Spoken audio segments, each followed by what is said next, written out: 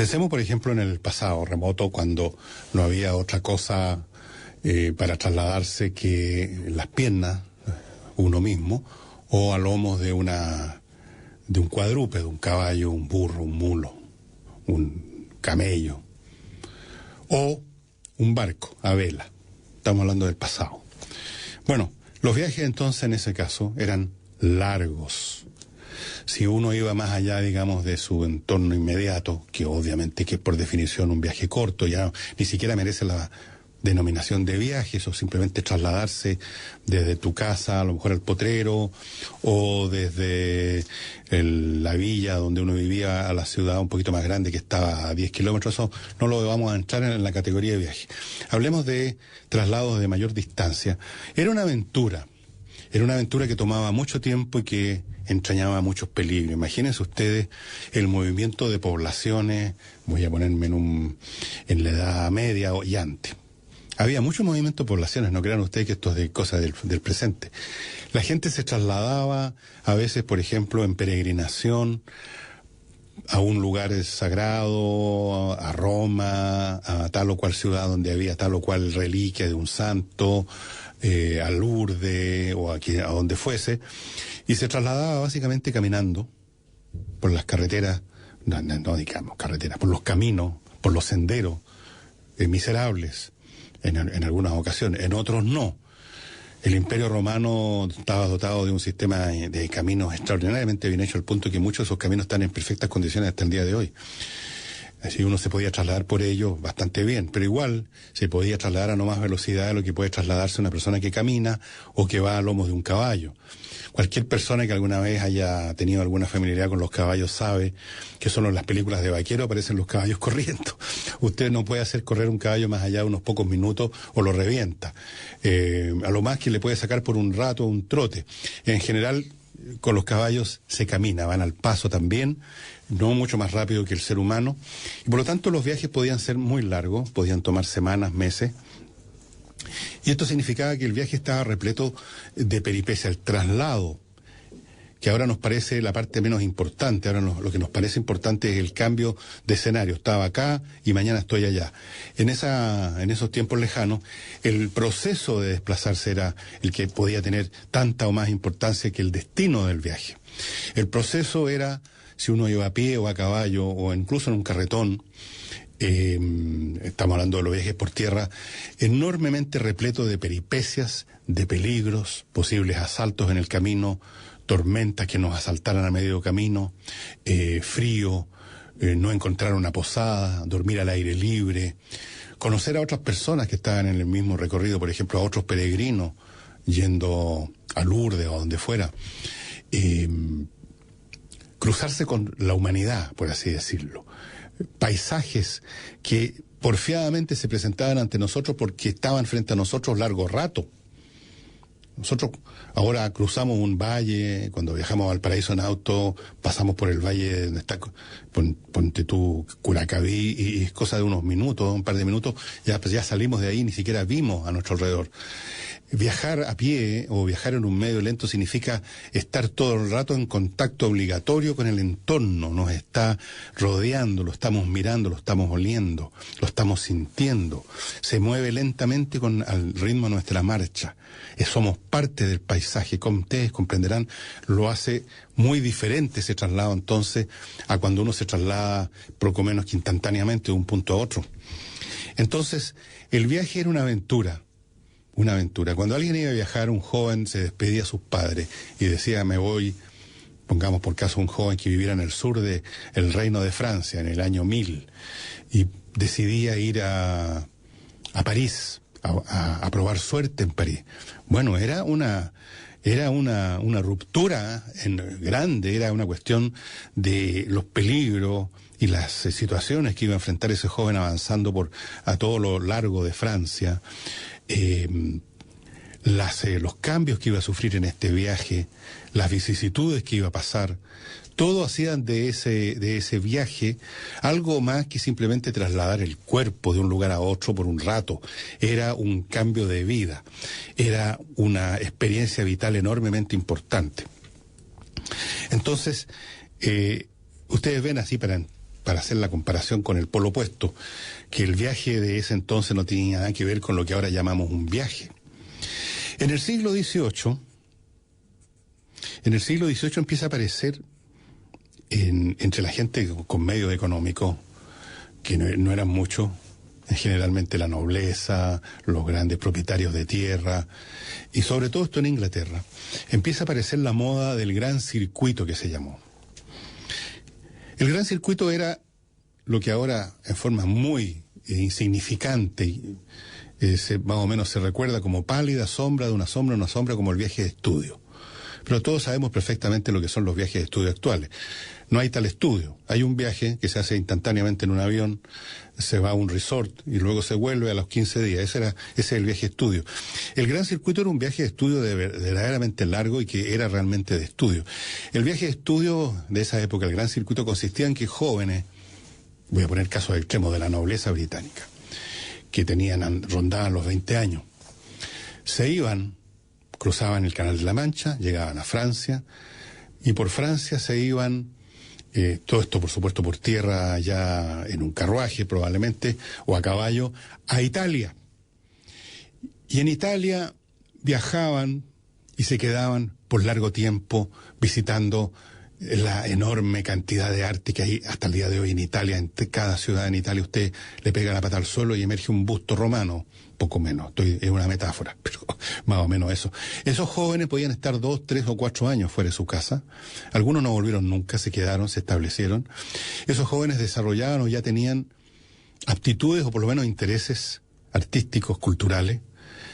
Podían llegar a una ciudad y entrar a estudiar con algún maestro de la pintura y quedarse en su taller por un año. Podían tener aventuras amorosas de largo aliento, o muchas aventuras amorosas. Podían recorrer una ciudad tras otra o quedarse en una de ellas. Podían escribir sus memorias, muchos de ellos escribieron sus memorias. Una de las memorias más famosas de un viaje de ese tipo las escribió Goethe, precisamente, Viaje a Italia se llama, justamente.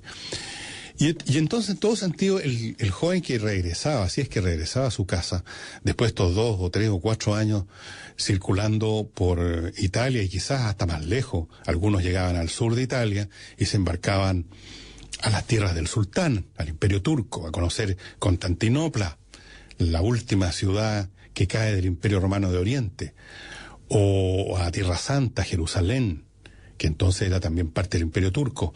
Bueno, después de todas esas peripecias, de esas experiencias infinitamente ricas, conociendo a artistas, bandidos de camino, aventureros como ellos, príncipes de la iglesia, Italia estaba repleta de sacerdotes. Bueno, ustedes comprenderán que quien volvía a casa era otra persona. Estamos hablando de jóvenes, además, que de partida sabían varios idiomas. En esos años, en la época del siglo XVIII, la persona educada, de clase alta, era inconcebible que no hablara por lo menos unos 3 idiomas. Como mínimo, por supuesto, aparte de su idioma original, en el caso de los jóvenes británicos, el inglés. Como mínimo el francés, que era el idioma internacional. Sin francés usted es como ahora sin inglés. Probablemente también aprendían italiano en Italia, latín y griego, muchos de ellos las traían de los colegios ingleses, de las instituciones británicas, las escuelas públicas que se llaman. Entonces, estamos hablando de personas bastante más cultas de lo que es ahora el individuo promedio, y que se mandaban este enorme baño de cultura y de experiencias vitales que significaba el gran circuito. Ustedes se imaginan entonces que era un viaje en el fondo de descubrimiento y de desarrollo. No era un traslado del cuerpo. Si nos vamos un poquito más atrás ahora, pasemos del siglo XVIII al siglo XIII, XIV, qué sé yo, cuando Venecia era la gran ciudad comercial del Mediterráneo. Bueno, ahí tenemos los viajes de Marco Polo. Usted quizás de niño leyó ese libro. Marco Polo era de una familia comerciante, como eran prácticamente todos en Venecia. Todo el mundo se dedicaba al comercio, directo o indirectamente. Casi todos los instrumentos, o muchos de los instrumentos de la banca, se fueron desarrollados en Venecia a raíz del comercio. Y Marco Polo era miembro de una familia de comerciantes, era hijo de un comerciante importante, y hace su famoso viaje a China, al Imperio Chino, del cual deja sus experiencias en el libro Los viajes de Marco Polo. Bueno, no fue el único que hizo ese enorme viaje. Si nos vamos a otros periodos de la historia humana de los cuales hayan quedado memoria, que hayan quedado referencias escritas que podamos conocer. ¿Cuánta gente hizo esos viajes a China sin escribir un libro? Muchos probablemente. Todos los comerciantes de hecho que iban a China eran como Marco Polo, solo que Marco Polo llegó más lejos, logró ser parte de la corte del emperador chino de esa época. Los viajes entonces eran experiencias muy masivas. El viaje era una cosa que marcaba la vida de una persona. Piensen ustedes ahora saltemos ahora adelante, vamos al siglo XIX. En el siglo XIX, estimadas amigas y amigos, habían todavía amplias porciones del planeta que no eran conocidas o eran muy mal conocidas o poco conocidas. África, por ejemplo. Australia, que estaba siendo poblada por reos británicos, como ustedes saben. Nueva Guinea, Nueva Zelanda, lo que ahora es Nueva Zelanda. El interior de América del Sur, Amazonía, no era prácticamente conocido. Todavía hasta el día de hoy de repente se descubren tribus que no se tenía idea de que existían. Bueno, pero uno de los grandes focos de viajes, que era mucho más que un viaje, es África, y ahí el viaje toma la forma de exploración.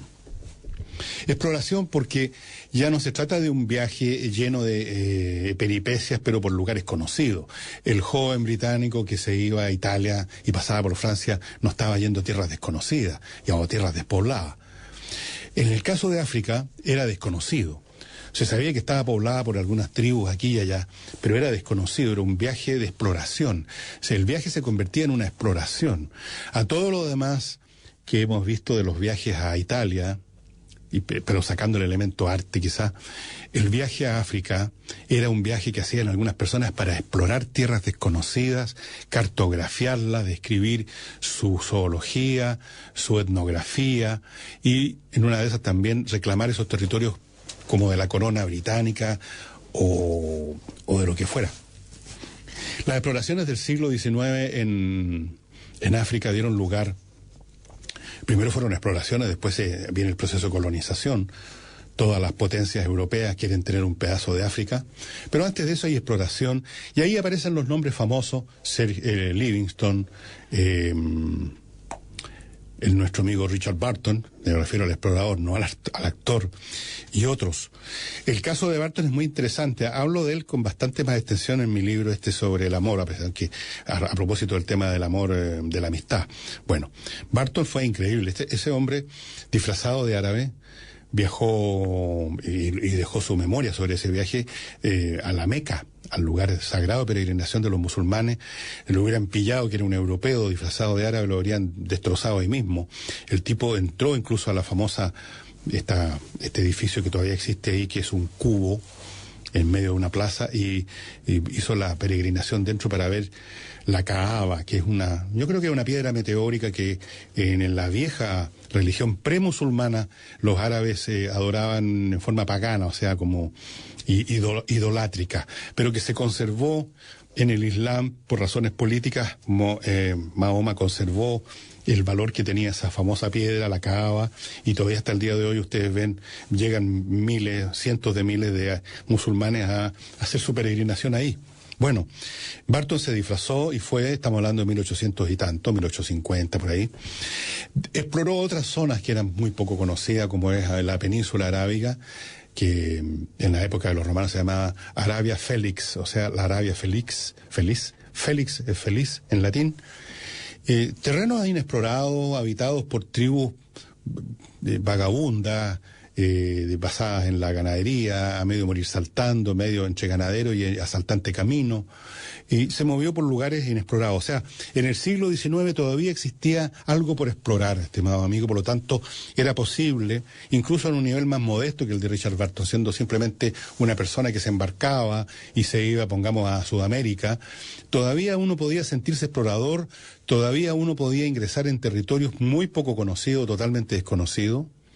Pensemos en Chile, en Vicente Pérez Rosales. Vicente Pérez Rosales, deambulando por el sur de Chile, por tierras donde nadie había puesto un pie, y lamentablemente quemando los bosques de ahí para abrir paso, despejar el terreno para lo que iba a ser después la agricultura de los inmigrantes alemanes que se querían traer a Chile y de los cuales tenemos descendientes hasta el día de hoy. Bueno, son viajes entonces, estos hasta el siglo XIX y que yo diría que parte del XX, viajes dificultosos, largos, que implican un gasto grande de tiempo, que traen al viajante experiencias múltiples, diversas y profundas, y que por lo tanto significan algo en la vida de una persona. Hasta el siglo XX, todavía quedan resquicios, reliquias de ese concepto de viaje. Ustedes recordarán, sabrán, por ejemplo, que en Chile las familias pudientes de los años 1910, 20 y antes también, y que sea 1930, se iban a Europa, a veces con toda la familia, o los hijos se iban a Europa a gastarse la plata de la familia muchas veces, y era una permanencia de mucho tiempo. Joaquín Eduardo Bello, por ejemplo, cuenta de eso en muchas de sus crónicas. Él estuvo en París. Era una experiencia de la gran... Ustedes saben qué.